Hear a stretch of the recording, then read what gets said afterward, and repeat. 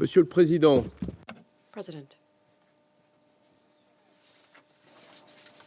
The file before us today, 3 years day to day after the large-scale invasion of Ukraine by Russia, calls on the Security Council to be united. It would call, at the very least, for this Council to take the time to undertake true negotiations in a spirit of confidence and with the necessary serenity to discuss such a situation that is essential to European security and to collective security, as well as to international peace and security.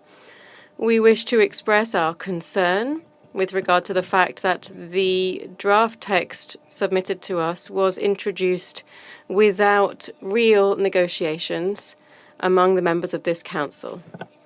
That is why I am honored to present on behalf of France, the United Kingdom, Denmark, and Greece a motion to postpone this session with regard to Article 33 of the provisional rules of this Council until the 25th of February at 3 p.m.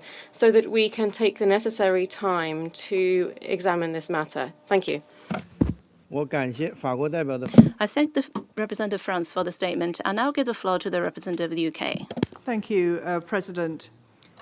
I wanted to say that we strongly support the request made by France to adjourn this meeting until tomorrow at 3 o'clock. We note that the draft resolution, authored by the United States, was circulated late on Friday evening without consultations, depriving Council members of the opportunity to fully consider and negotiate the text. We would urge colleagues to vote in favour of the request to adjourn the meeting under Rule 33 of the Provisional Rules of Procedure, noting that there has been a precedent for such a request. I thank you, President. I thank the representative of the UK for the statement, and I'll give the floor to the representative of the US. Thank you, Mr. President. The United States strongly opposes the proposal to delay voting on our resolution. I would note that the United States already acceded to the request of some members of the Council to delay this meeting because we had originally requested to have the meeting convened this morning. And as we just discussed in consultations, numerous consultations did take place between the United States and every single mission represented in this Council. The United States drafted this text to mark the commitment of the United Nations and the Security Council in particular to bringing a durable end to the war in Ukraine. Our resolution is simple, straightforward, and focused on the future, not the past. The United States calls on member states to vote on the resolution today, the 3rd anniversary of the conflict's escalation, when we have momentum behind us, and because we do not have another day to spare. Every day that goes by without peace means more people dead, more destruction, more misery. The United States has consulted with Council members throughout the weekend and all morning and into the afternoon. We believe this Council has had sufficient time to consider this simple text. The draft implores a swift end to the conflict and further urges a lasting peace. We can and should and must agree on that. Mr. President, it's time to vote. I thank you. Just now, the representative of the of France, put forward the proposal to adjourn the meeting until 3 p.m. on the 25th of February. The U.S. representative expressed opposition to it. Pursuant to Rule 33 of the 33.3 of the Provisional Rules of Procedure of the Security Council, I shall put the proposal of France to a vote. Will those in favor of the proposal please raise their hand?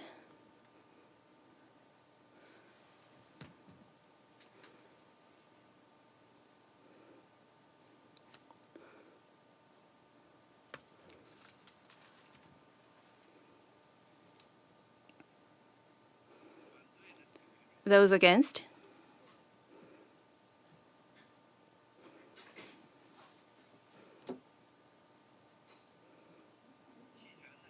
Abstentions?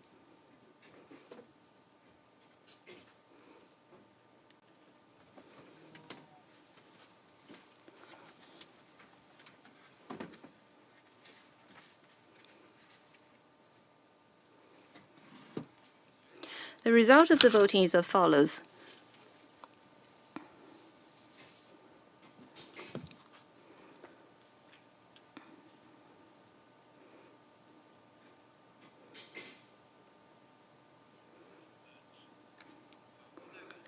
The proposal of France received 6 votes in favor, 3 votes against, 6 abstentions.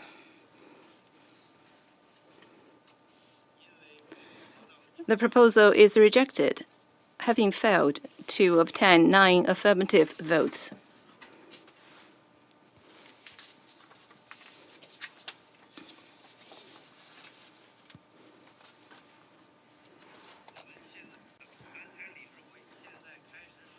The Security Council will begin its consideration of item 2 of the agenda.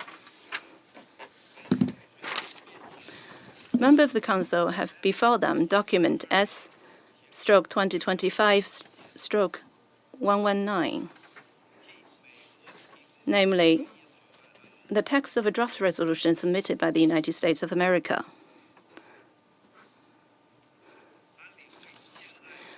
The Council is ready to proceed to the vote on the draft resolution before it.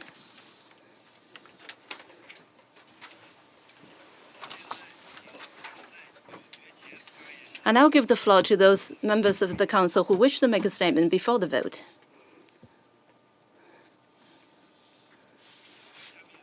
I now give the floor to the representative of the U.S. Thank you, Mr. President. And I would like to thank the presidency for scheduling this meeting today. Today, we stand on the precipice of history with a solemn task: creating conditions to end the bloodiest war on the European continent since the successive cataclysms that spurred the creation of this council. In June of 1945, the nations of the world stood together, bloodied from 2 brutal wars, and made a decision. On the day we signed the UN Charter, we cast aside despair and chose hope. We set aside hatred and chose reason. And most importantly, we turned away from the death march of war and charted a path to peace. It is time for us to bring the UN, and specifically the Security Council, back to its original purpose: the maintenance of international peace and security, including the peaceful settlement of disputes. Let us now step up as Council members to chart a path forward so that the Security Council can do its job and end the horror. Generations of Ukrainians and Russians have died, husbands who will never return home to their wives, children will never find the arms of their mothers, parents who will never again see their sons and daughters. The scale of the suffering is staggering. The war has also brought the world closer to a nuclear confrontation, once again raising the specter of fire, ash, and total destruction. Thus, it is our responsibility as UN Security Council members to help end the agony and pull ourselves back from the brink. Continuing to engage in rhetorical rivalries in New York may make diplomats feel vindicated, but it will not save souls on the battlefield. Let us prove to ourselves and to our citizens that we can come together and agree on the most basic principles. Let us show one another that the bold vision of peace that once pulled us out of hell can prevail. Our draft resolution is elegant in its simplicity, a symbolic, simple first step toward peace. The 3 brief paragraphs echo the spirit of the UN Charter and must, as in 1945, affirm that this war is awful, that the UN can help end it, and that peace is possible. We hear our European colleagues when they say they want a durable peace, but not at any cost. Mr. President, to them I would say, rest assured that we too seek this durable peace. And we would remind these colleagues that this resolution is not a peace deal, and it imposes no costs. Rather, this resolution represents the path to peace. We urge all Security Council members to join the United States under the bold leadership of President Trump in this effort to vanquish the scourge of this war. We urge all Council members to join us on this path to peace. As a final note, the United States has called this meeting, which has already, with U.S. assent, been rescheduled once. I thank you, Mr. President. I thank the representative of U.S. for the statement. Now I'll give the floor to the UK. Thank you, President. We are introducing amendments on behalf of Denmark, Greece, France, Slovenia, and the United Kingdom. There can be no equivalence between Russia and Ukraine in how this Council refers to this war.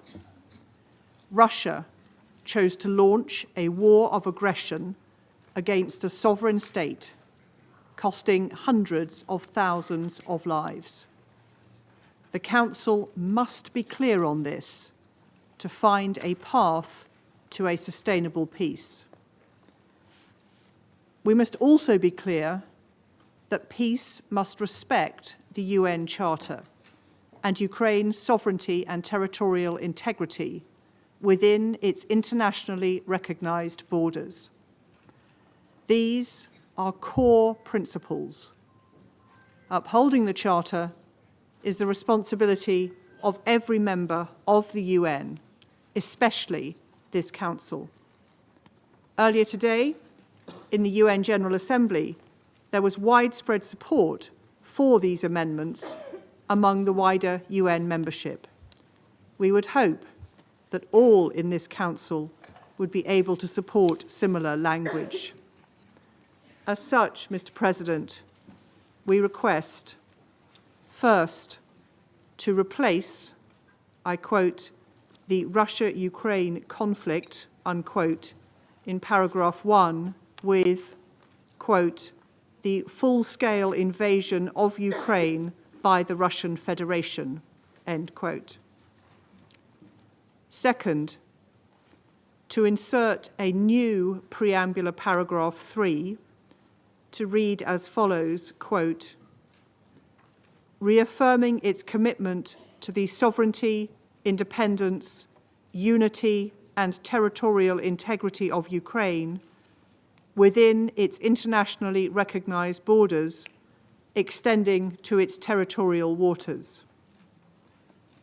Third, and to amend the operational paragraph so it would read, quote, implores a swift end to the conflict and further urges a just, lasting, and comprehensive peace between Ukraine and Russia in line with the UN Charter and the principles of sovereign equality and territorial integrity of states, end quote. I thank you, President. I thank the UK for the statement, and I give the floor to France. Monsieur le Président, Mr. President, the amendments that we are proposing and that the representative of the United Kingdom has just presented aim to show our resolute commitment after 3 years of war to a comprehensive, just and lasting peace in Ukraine, which must be based on the United Nations Charter and international law. Peace which must respect the sovereignty, the territorial integrity, and the independence of Ukraine. A peace which can in no case be a synonym for capitulation of the aggressed state. These amendments also aim to recall that there is an aggressor and an aggressed state. I would recall that after 3 years, day to day, Russia attacked a sovereign state which posed no threat to it, where it already illegally occupied a part of the territory since 2014. France this morning already with 23 EU member states and the United Kingdom 3 amendments to the resolution of the US in the General Assembly, we will remain fully committed to supporting the UN Charter and its principles and guaranteeing that the peace that we are all calling for in Ukraine is solid, lasting and just. Thank you. I thank France for the statement, and I give the floor to the Russian Federation.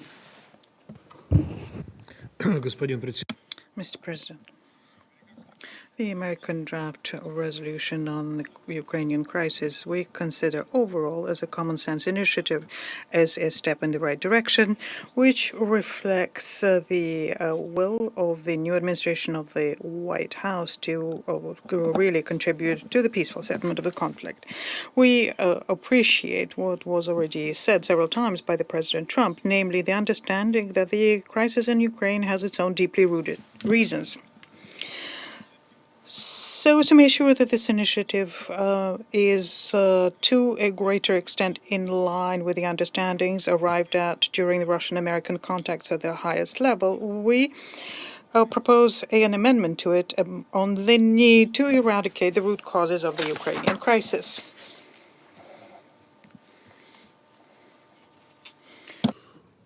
After swift end of the conflict, insert including addressing its root causes.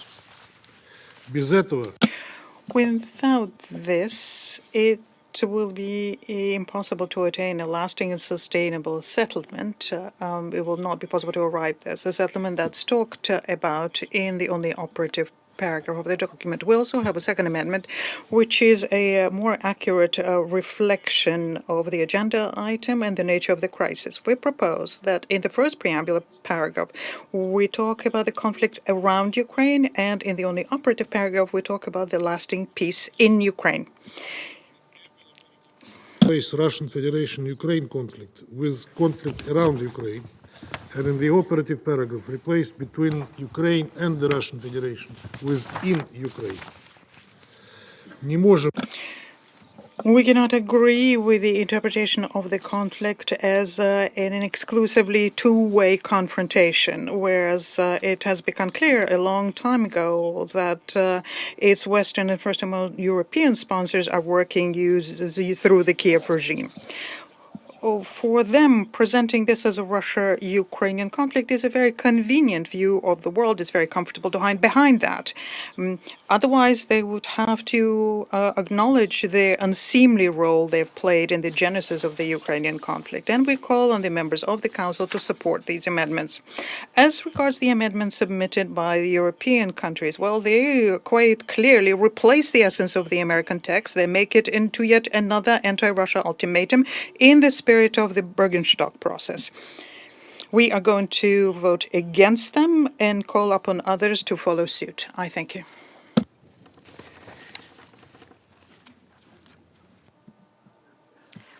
Council members have before them 5 proposed amendments to the text of the draft resolution contained in document S/2025/112 submitted by the United States of America.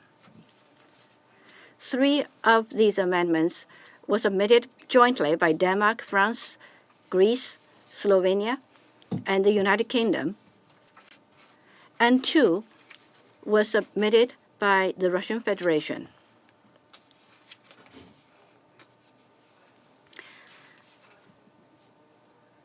Rule 36 of the Council's Provisional Rules of Procedure states the following. If 2 or more amendments to a motion or draft resolution are proposed, the President shall rule on the order in which they are to be voted upon. Ordinarily, the Security Council shall first vote on the amendment furthest removed in substance from the original proposal, and then on the amendment next furthest removed until all amendments have been put to the vote. But when an amendment adds to or deletes from the text of a motion or draft resolution, that amendment shall be voted on first. Accordingly, I intend to put the proposed amendments to the vote first.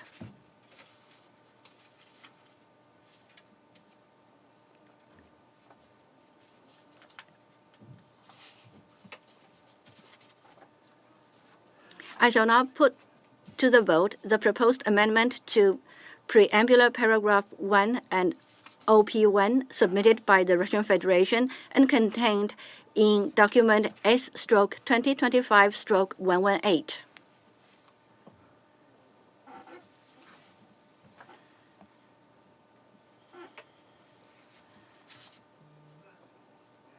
Will those in favor of the proposed amendment contained in document S/2025/118 please raise their hand.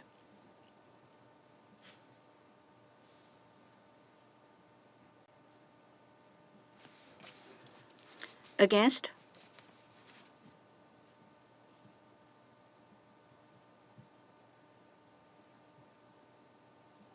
Abstentions?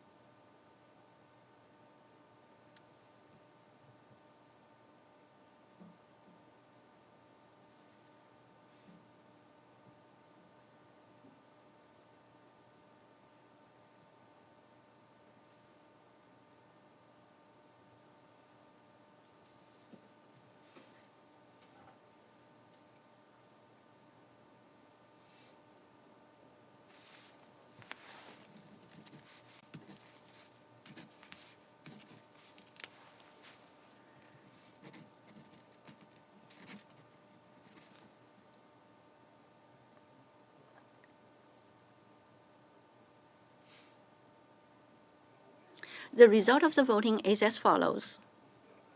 1 vote in favor, 7 votes against, 7 abstentions.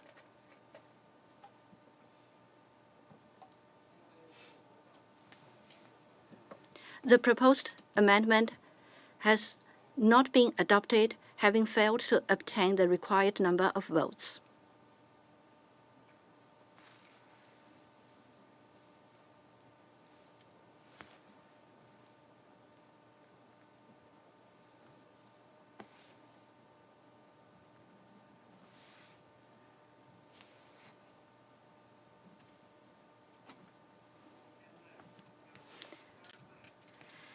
I shall now put to the vote the proposed amendment to preambular paragraph 1 submitted by Denmark, France, Greece, Slovenia, and the UK and contained in document S/2025/114.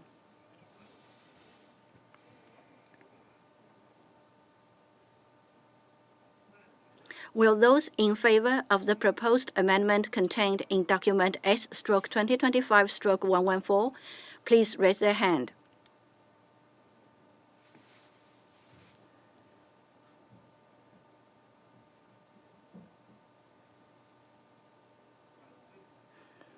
Those against?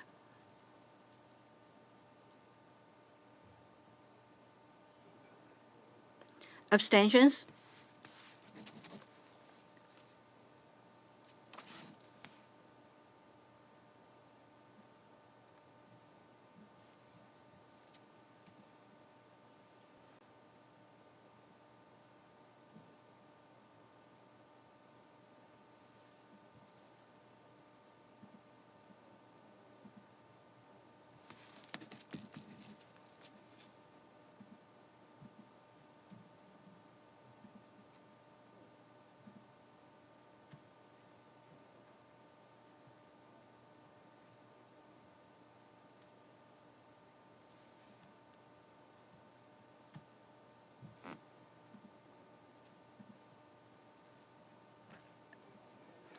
The result of the voting is as follows.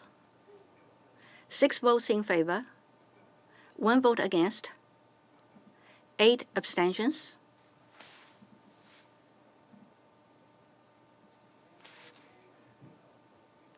The proposed amendment has not been adopted, having failed to obtain the required number of votes.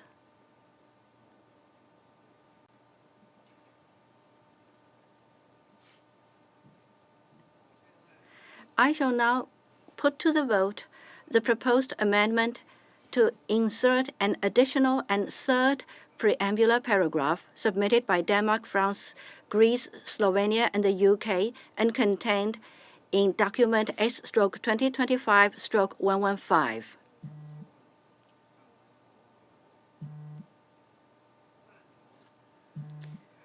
Will those in favor of the proposed amendment contained in document S/2025/115 please raise their hand.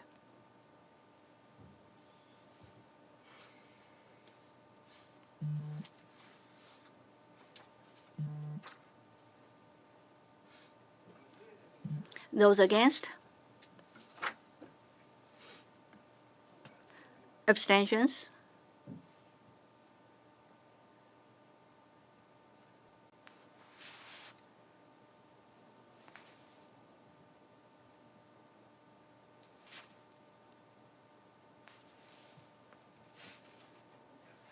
The result of the voting is as follows: 9 votes in favor, 1 vote against, 5 abstentions.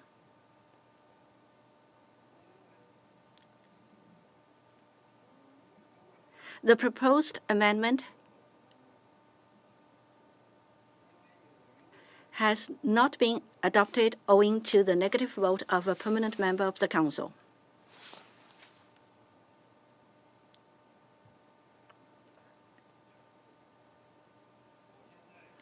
I shall now put to the vote the proposed amendment to operational paragraph 1 submitted by Denmark, France, Greece, Slovenia, and the UK and contained in document S/2025/116.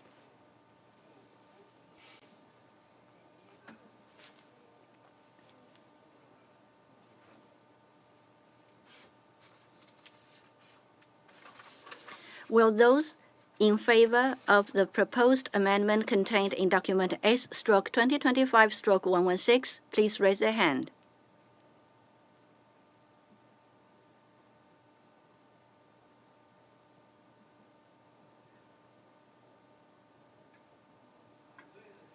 Those against?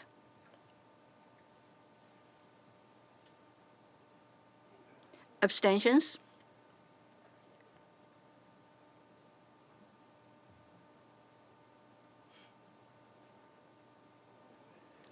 The result of the voting is as follows: 11 votes in favor, 1 vote against, 3 abstentions. The proposed amendment has not been adopted owing to the negative vote of a permanent member of the Council.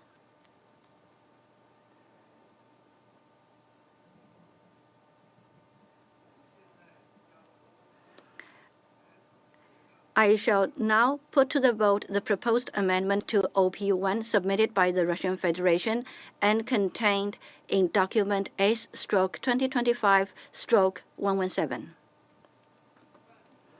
Will those in favor of the proposed amendment contained in document S/2025/117 please raise their hand.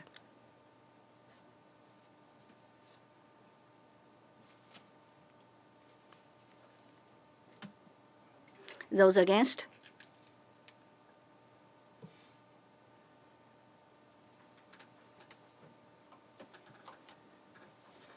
Abstentions?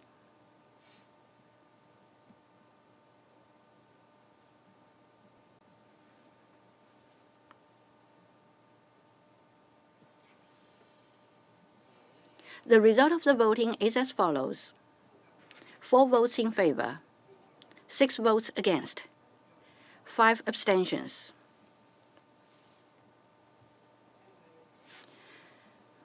The proposed amendment has not been adopted, having failed to obtain the required number of votes.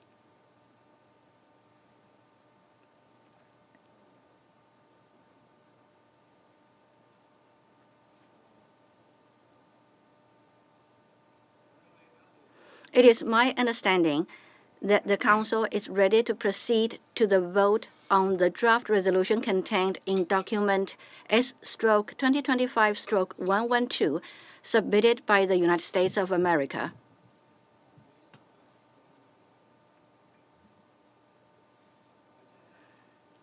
I shall put the draft resolution to the vote now. Will those in favor of the draft resolution contained in document S/2025/112 please raise their hand?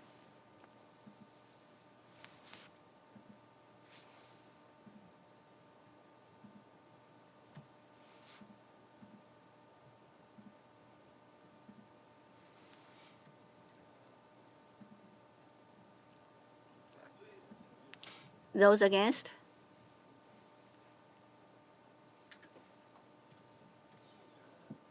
Abstentions?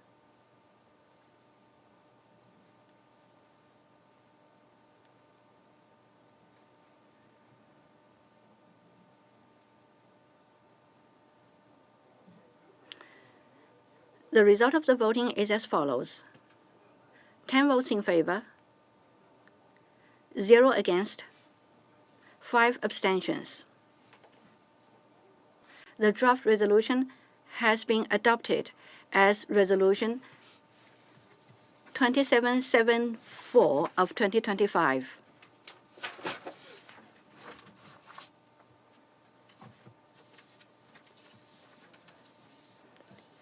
I shall now give the floor to those members of the Council who wish to make statements after the vote. I give the floor to the United States.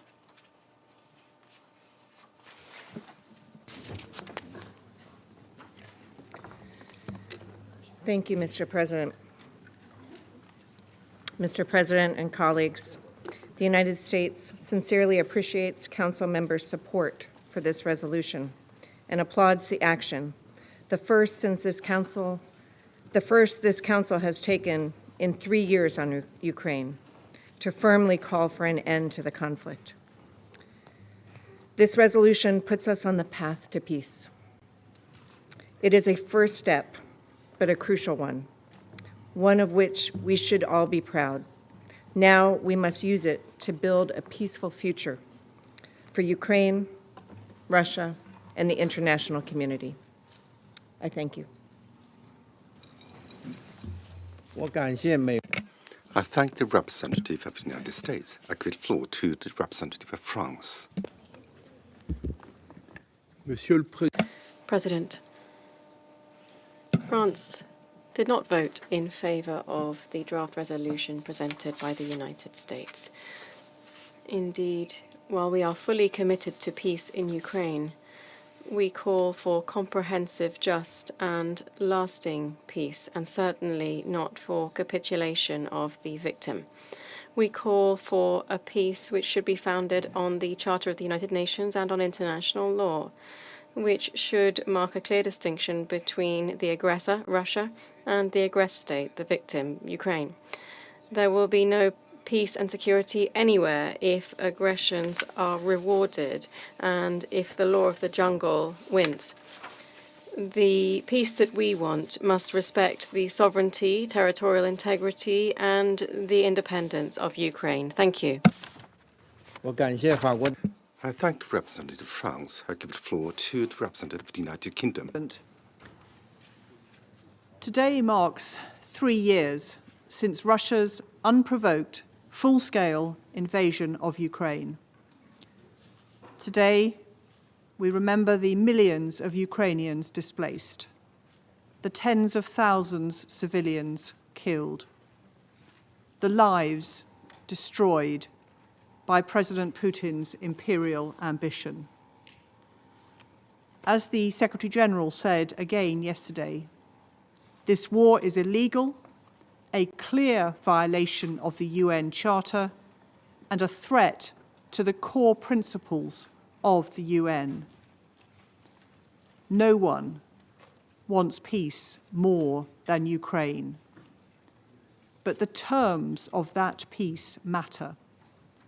Only a just peace, one that honors the terms of our Charter, will endure.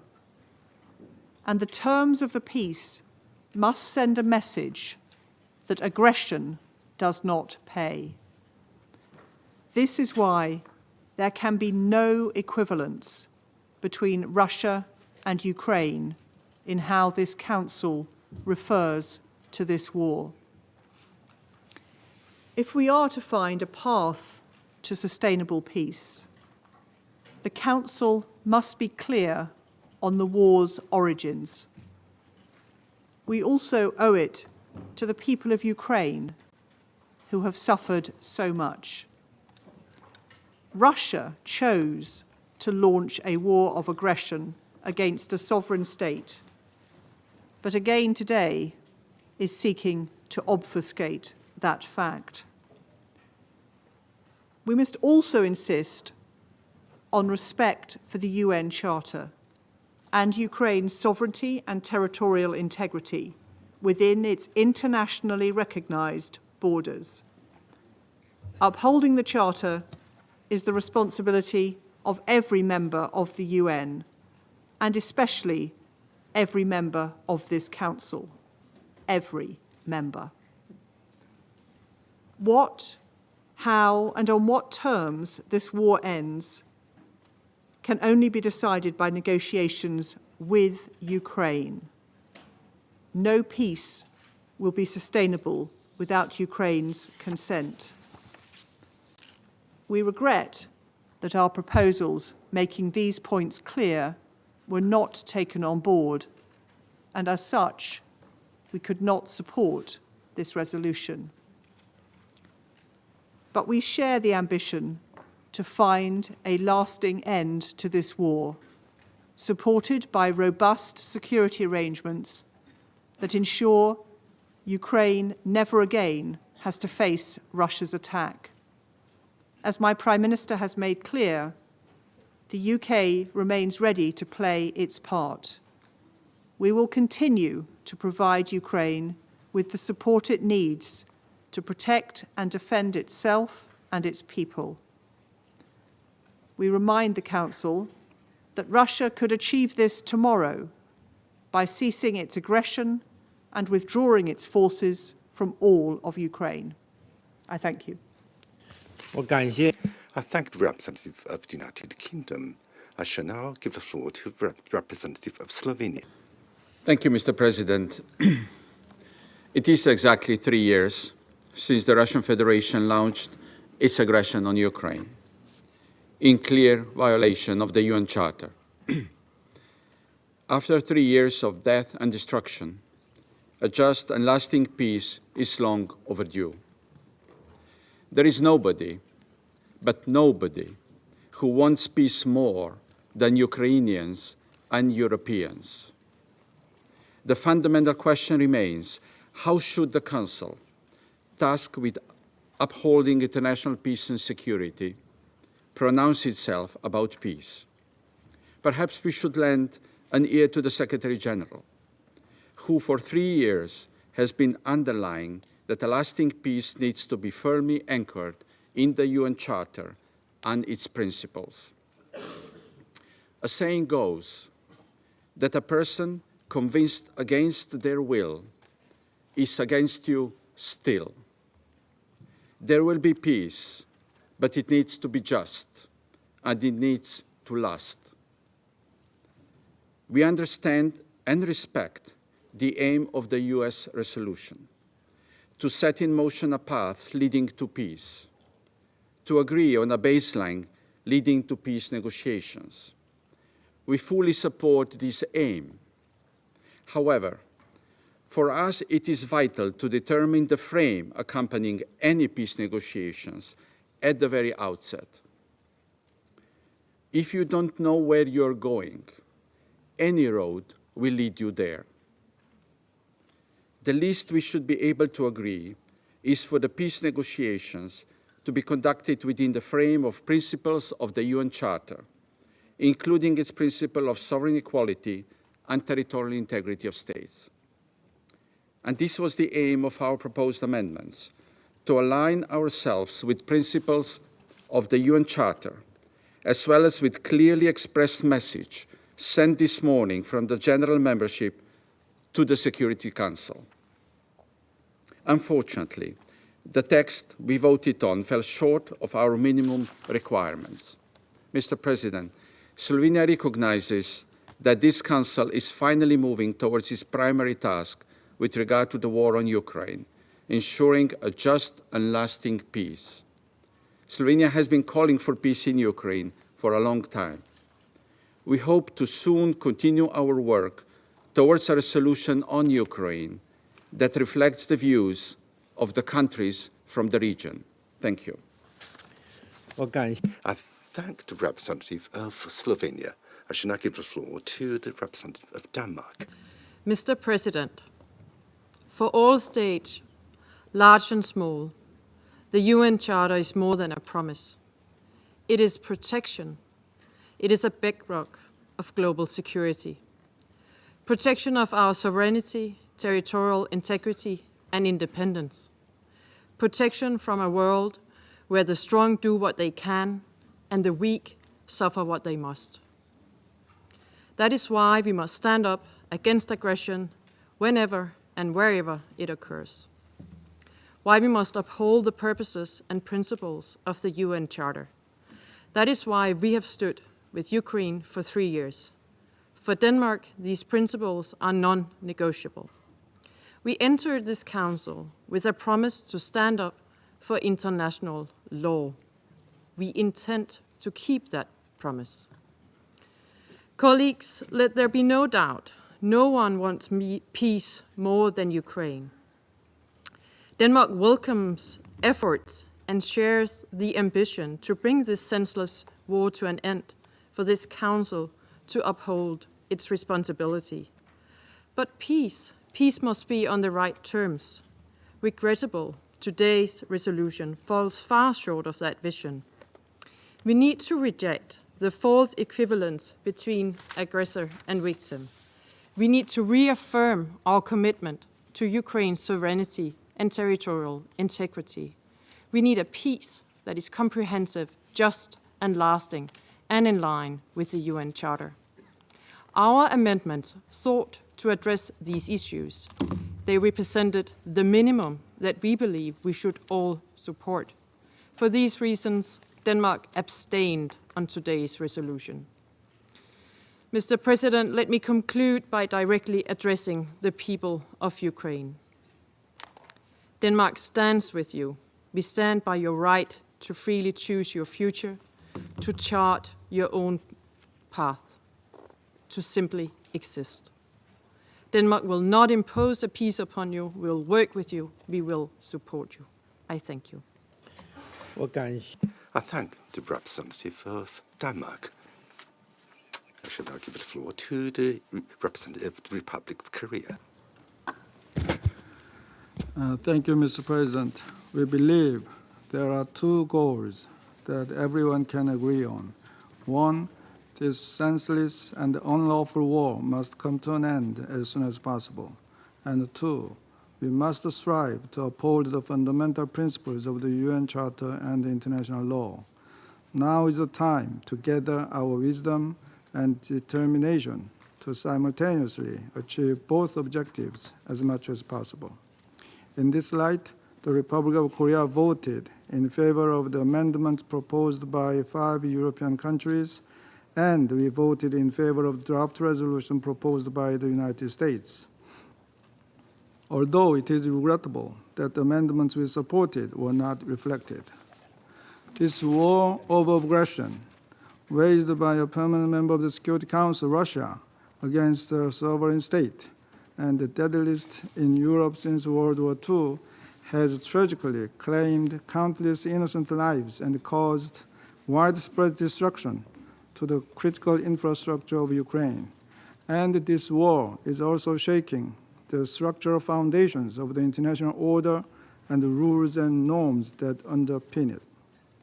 The Security Council adopted this resolution of historic significance today, emphasizing the international community's aspiration for the swift end of the war, while also urging lasting peace between Ukraine and Russia. In this connection, We hope that the adoption of this resolution will provide an opportunity for all relevant parties to further accelerate diplomatic efforts to achieve just, sustainable, and comprehensive peace and stability. The Republic of Korea will firmly support all these efforts and also reaffirms our commitment to standing with the Ukrainian people as they persevere over the current hardship and rebuild their proud nation. I thank you, Mr. President.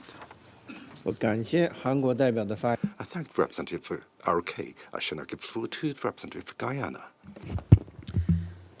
Mr. President, Guyana acknowledges the efforts of the United States aimed at achieving a peaceful resolution to the 3-year-old war in Ukraine. At the outset, Guyana stresses the importance of an inclusive and transparent path to that end, involving all concerned parties. Mr. President, Guyana believes that the resolution just adopted is an important step towards a peaceful end of the war. Notwithstanding, my delegation believes there would have been added value in affirming support for the principles and purposes of the Charter, particularly the obligation of member states to refrain from the threat or use of force against the territorial integrity or political independence of any state. This is the reason that Guyana voted in support of the Third Amendment tabled by the delegations of the United Kingdom, France, Slovenia, Denmark, and Greece, since the proposal addressed this important priority, in addition to emphasizing a just and lasting peace. Notwithstanding the omission of this element, Guyana supported the text, recognizing that it is an important contribution toward efforts aimed at ending the war. Our support for the resolution was also premised on the understanding that whatever agreements are made to secure an end to this war will be consistent with the principles and purposes of the UN Charter. As we have consistently reaffirmed, there is no military solution to this conflict. Therefore, as the parties move towards implementation of this resolution, Guyana urges the prioritization of dialogue and diplomacy as the only viable path to peace. For its part, Guyana remains committed to engaging constructively with all members of this Council and in any other diplomatic efforts that can secure a just and lasting peace between Ukraine and the Russian Federation. I thank you. I thank the representative of Guyana. I give the floor to the representative of Pakistan. Thank you, Mr. President. Pakistan has voted in favor of the US-sponsored resolution, The Path to Peace. This is in line with Pakistan's clear and consistent position on the conflict in Ukraine and our repeated calls for immediate cessation of hostilities and a negotiated settlement of this conflict. Mr. President, Pakistan remains deeply concerned by this tragic conflict, which now entering its 4th year has already left in its wake immense human suffering and massive damage to infrastructure, economy, and society. Apart from escalating geopolitical tensions, the economic consequences of this conflict have been particularly severe, especially for the large majority of developing countries who have been advocating peaceful resolution of this conflict through dialogue and diplomacy. However, even as the security, humanitarian, and economic crisis has intensified, the pursuit of peace has so far remained largely absent and elusive. A different approach was perhaps required. We therefore support this resolution's general call for pacific settlement of dispute and for bringing a swift end to this conflict in a manner that ensures lasting peace between Russia and Ukraine. This is a process that may be difficult and complicated, as with any such process, but 3 years since the start of this conflict, it is time for such a process to take hold. In this context, Mr. President, I would like to make the following points. First, peace is a common goal. It is through a collective, inclusive, and comprehensive approach that we can best achieve this goal. Second, the UN Charter and its principles should unequivocally serve as the North Star for all member states, especially in matters of international peace and security. Pakistan's position on this and other conflicts is based on adherence to the principles of self-determination for peoples, respect for sovereignty and territorial integrity of states, and non-acquisition of territory by threat or use of force. These principles must be respected and applied universally and consistently without any selectivity or double standards. Third, in today's interconnected world, confrontation and severance of communication cannot and should not be opted as an alternative to cooperation and dialogue. We are encouraged that efforts to bring an end to this conflict have gathered broader support. In this context, we take note of the recent high-level contacts between the leadership of the United States and the Russian Federation. Fourth, the sine qua non of dispute resolution is mutual respect and recognition among the relevant parties, comprehensive understanding of the underlying causes of the dispute, acknowledgement of the legitimate interests of all parties, and last but not the least, political will and sincere commitment from all sides to resolve the conflict. Mr. President, Pakistan would welcome all efforts and any initiative that could help the parties arrive at a pacific and sustainable settlement of this conflict through constructive and inclusive diplomacy in full respect for the UN Charter, international law, and relevant multilateral agreements, and which is at the same time responsive to the legitimate national security interests of all sides. We believe the conflict in Ukraine could have been averted through dialogue and diplomacy. It must be brought to an end now. We earnestly hope that the adoption of this resolution will induce positive dynamics, bring a swift end to this conflict, and lend impetus to an inclusive peace process that yields a durable solution in accordance with international law and UN Charter. Pakistan stands ready to play a constructive role to promote this endeavor in cooperation with all member states, united for this purpose, the path to peace. Thank you. I thank the representative of Pakistan for the statement, and I'll give the floor to the representative of Panama. Gracias. Thank you, Mr. President. We recognize the delegation of the United States, and we thank them for the merit of their decision to present the draft resolution entitled The Path to Peace. Panama deems the end of the war to be an urgent priority. This is a war that should never have started and which should have ended a long time ago. A war which has claimed thousands of civilian and military casualties and which has had costs of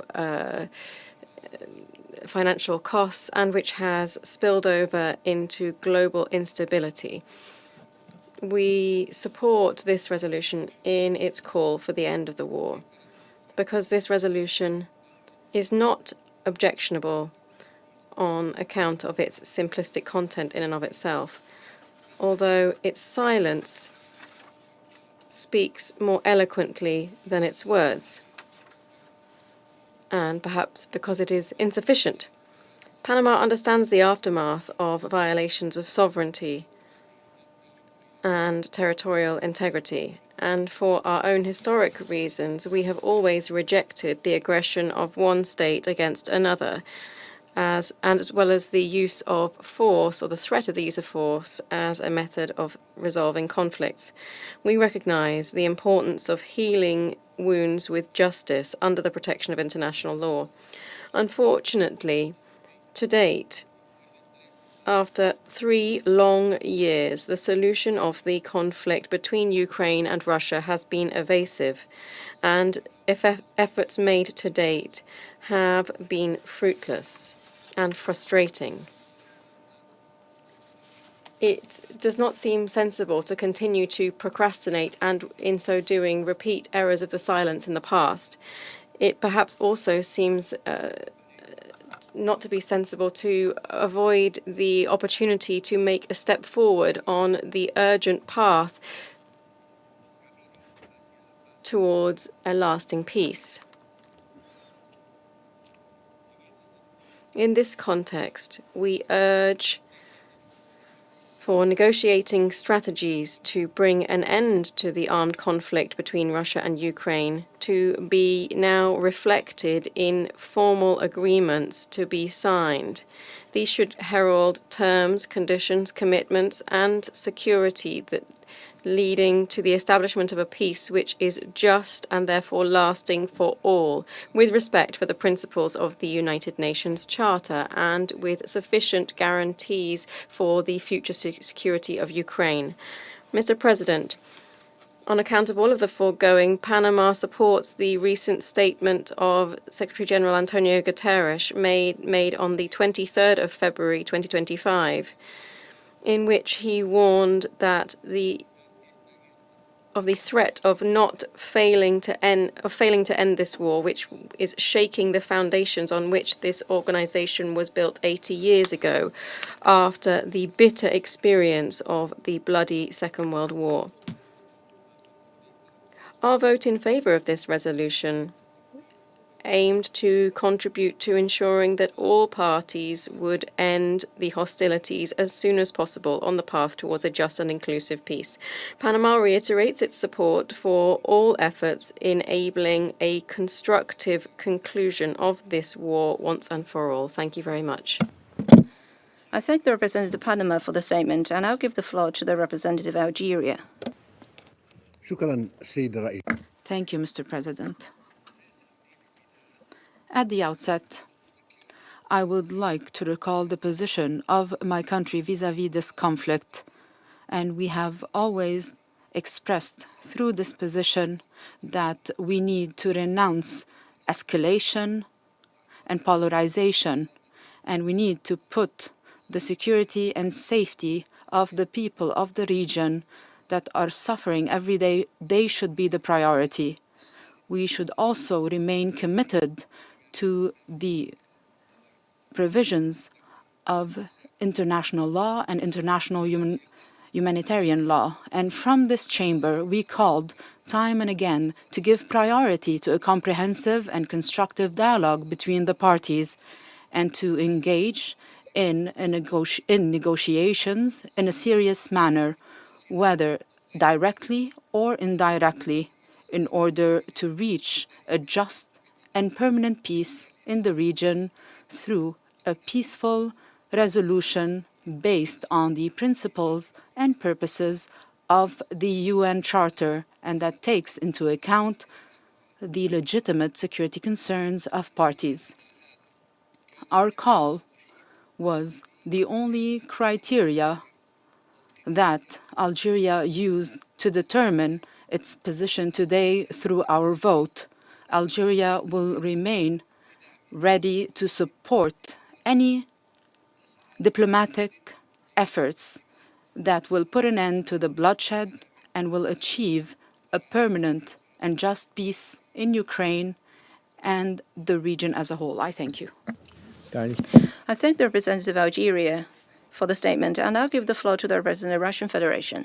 Mr. President, we acknowledge the constructive changes in the United States position when it comes to Ukrainian conflict.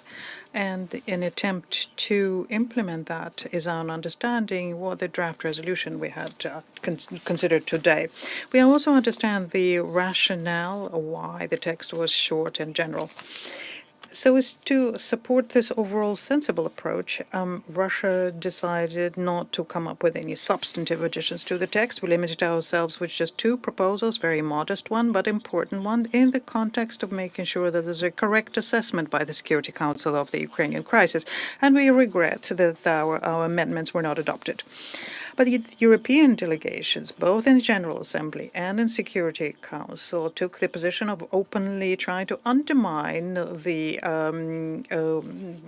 potential positive changes and try to fill the text with imbalanced, politicized passages which in no way could bring peace closer, but rather are aimed at putting paid to such prospects. Even the proposal to work within the framework of the UN Charter was framed in a way that it was disingenuous, because out of all of the principles there's only one that was emphasized, the respect for the territorial integrity of states, whereas the respect for human rights and the rights of nations to self-determination was something that the EU and the UK are trying not to even recall when it comes to Ukraine.